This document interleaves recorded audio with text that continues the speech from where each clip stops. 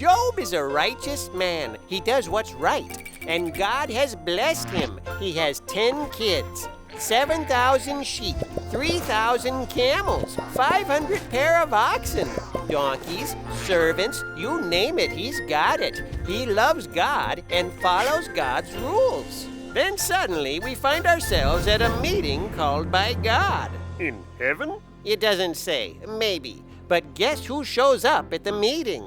Abraham Lincoln? Nope, Satan. And God says, look at Job. He respects me and does what's right. And Satan says, he only respects you because you've blessed him. Take away his stuff and he'll curse you to your face. Scene change, back to Job. A bunch of bandits come and take all the oxen and donkeys. Then fire comes from the sky and burns up all the sheep. Then more bandits come and take the camels. Then a windstorm knocks down the house where his kids were, and they all die.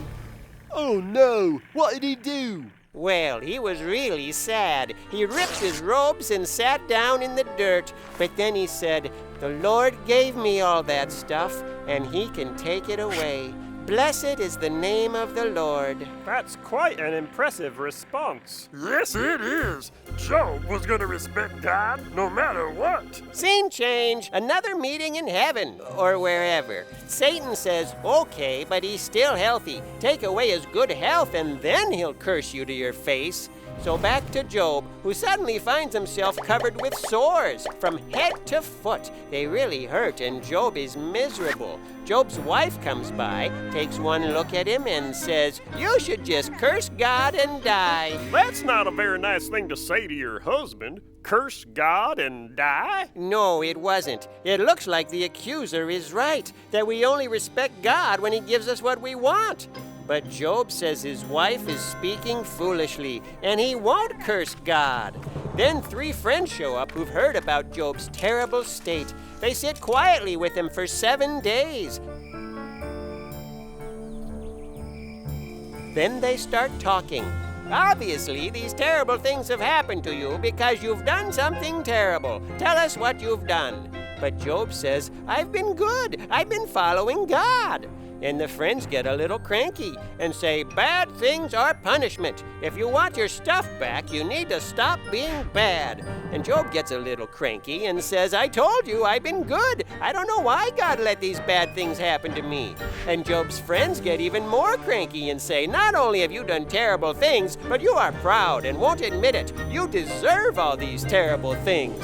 And Job gets mad and says, you are terrible friends saying I've done terrible things. God, why don't you defend me? It's not fair. And as they're arguing, a whirlwind shows up. What's a whirlwind? It's like a small tornado. Oh, interesting. And a voice comes out of the whirlwind, and the voice belongs to Abraham Lincoln. What's the thing with Abraham Lincoln today? Best president we ever had.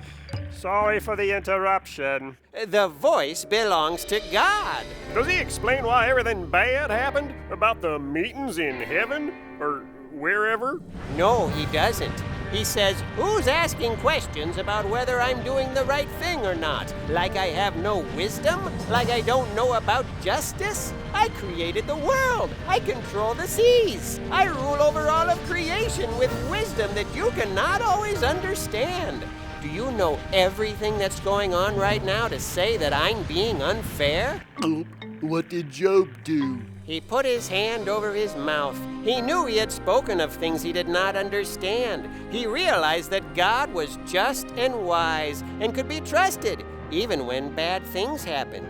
Then God turned to the so-called friends and told them they were wrong. Terrible things happening to Job did not mean Job had done terrible things. There's more going on than we can see. And God restored Job's health and gave him more kids and more camels, sheep, oxen, and donkeys than he'd ever had before. And Job kept on trusting God and being faithful to him, even when life was hard to understand.